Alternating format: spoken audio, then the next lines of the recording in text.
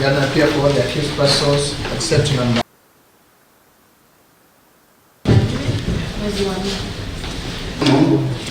Yes.